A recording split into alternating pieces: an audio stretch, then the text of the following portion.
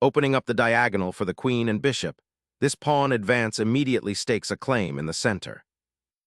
Committing to a solid pawn structure, black prepares for flexible development, potentially transposing into a queen's gambit declined or French defense complex. Seizing central space with this pawn thrust immediately challenges black's flexible setup and prepares for rapid piece development. Challenging the center immediately with this pawn thrust throws down a gauntlet, demanding sharp tactical consideration from white. Solidifying central control while developing a piece, this opens avenues for knight maneuvers. Developing the knight to its natural square, this move contests central control and prepares for pawn advances.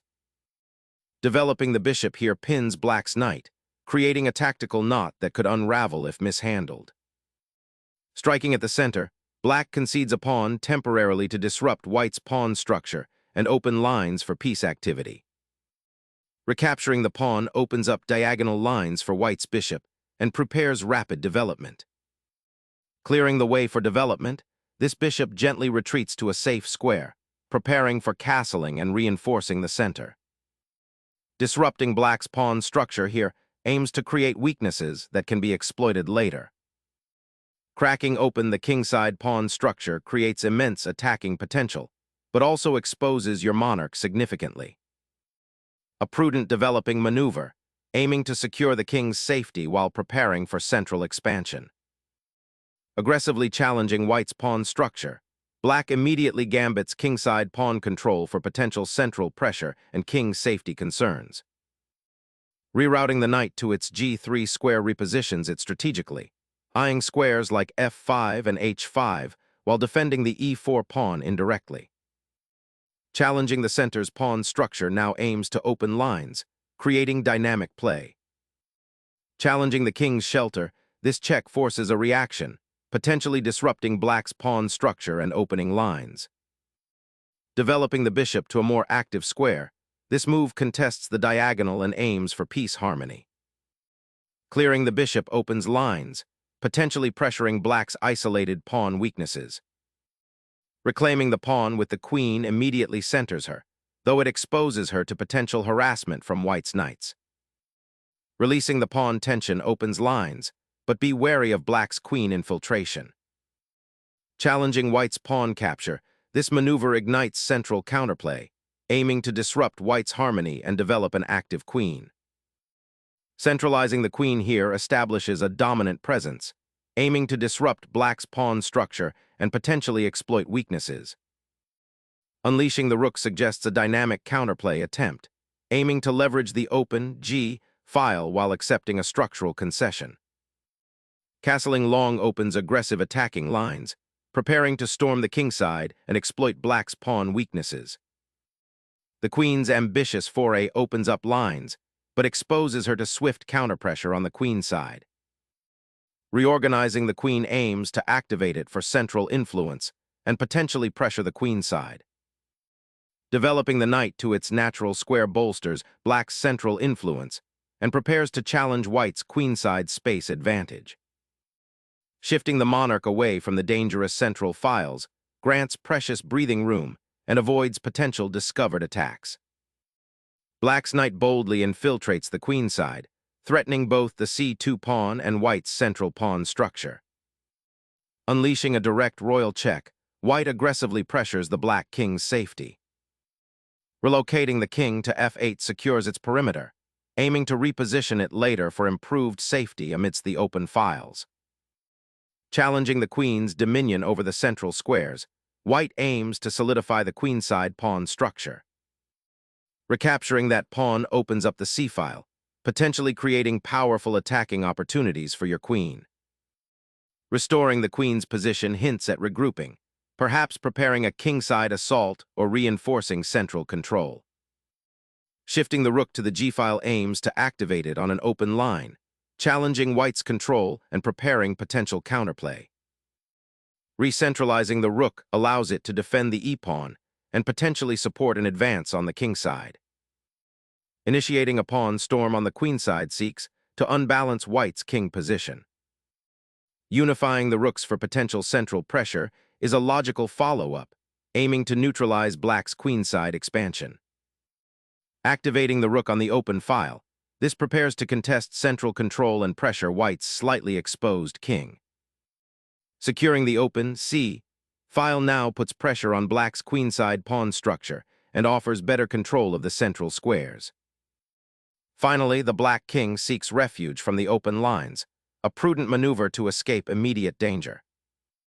Consolidating the rooks to the second rank solidifies the kingside defense and prepares for potential pawn storms. Challenging white's central control, this queen maneuver seeks to exploit open lines and create dynamic imbalances. Asserting dominion over the queenside, this pawn advance creates a defensive barrier and limits black's bishop mobility. Developing the queenside initiative, this pawn advance seeks to disrupt white's central control and potentially create a passed pawn. Reinforcing the central files is paramount to exerting pressure on black's potentially exposed king. Developing the bishop to f8 offers some protection for the king and prepares for potential future pawn advances on the queenside, though it feels a bit passive. Channeling the knight towards a potent outpost on the kingside signals a shift in the battle's focus. A flexible repositioning, preparing to contest the vital c-file while reinforcing the queenside pawn structure. Strengthening the pawn chain to prevent infiltration, this move prepares for potential pawn advances on the kingside. Developing the bishop to its active diagonal prepares for potential central advances and supports the queenside expansion. Recapturing that pawn with a knight initiates a dynamic repositioning, seeking to control central squares and potentially launch an attack on the weakened kingside. Unleashing the rook to the sixth rank intensifies the pressure on white's queenside structure and prepares for potential pawn pushes. Initiating a knight maneuver to centralize the piece and target the pawn chain's weakness. Reining in the queen's activity by tucking it away to safety. Reasserting central pressure, white aims to activate the queen and target black's exposed king. Sensing an opportunity, the knight endeavors to reposition, aiming to disrupt white's central control. Sacrificing the queen opens a decisive path to control the b-file and exploit black's weakened king. Swapping off the queen immediately signals a focus on pawn play and potential endgame advantages for black. Preparing to contest the open file and activate the rook. Repositioning the bishop to this diagonal opens lines for the rook while aiming for better piece coordination. Consolidating the knight to a more active central outpost is a sensible regrouping after the queens were exchanged. Reasserting control over the central files, this move prepares for a potential pawn sacrifice to open lines. Securing the central file, white prepares for a patient buildup, aiming to exploit black's slightly exposed king position. Securing the monarch from potential knight incursions on the queenside becomes paramount as the rook lifts. Initiating a pawn storm on the kingside creates dynamic imbalances, potentially opening lines for attack or offering new targets. Initiating pawn advancement along the kingside to disrupt white's defense and potentially open lines for attack. Reclaiming central influence by repositioning the knight opens up possibilities for pawn advances. Activating the rook on the open file opens up tactical possibilities, but leaves the king with fewer defenders. Repositioning the knight to a more central influence point, it aims to disrupt black's pawn structure and potentially create attacking opportunities. Securing the bishop's central influence while preparing to contest the e-file is a sensible idea here.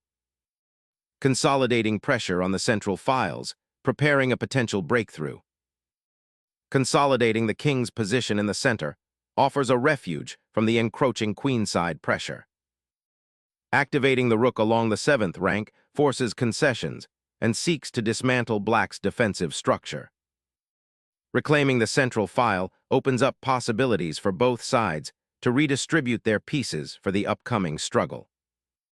Capturing the rook opens the d-file, allowing the white queen to penetrate black's defenses and threaten the king. Reclaiming the open d-file is paramount now that the exchange has occurred. The rook now invades the seventh rank, threatening to disrupt black's coordination and potentially create weaknesses. Exchanging those knights unravels black's central pawn structure, potentially freeing white's rook for a more active role. Knight fork threatens the king and queen simultaneously. Opening the h-file aims to disrupt white's piece coordination before a potential exchange. Opening the king's path to safety while forcing the opponent's rook to the edge of the board. Opening a diagonal for the bishop to potentially escape the pawn chain is a prudent, albeit passive, defensive maneuver. Dislodging the knight from its defensive post on e5 creates immediate tactical pressure and opens lines for attack. This move abandons the king's central safety for a desperate attempt to hold the weakened queenside pawns. Seizing the open file with the knight clears a path for the rook to dominate the 7th rank. The rook's return to its starting file seems defensive, yet aims to contest the open column and perhaps shield the king from further pressure. Securing the central outpost with the knight drastically limits black's mobility and creates strong attacking potential.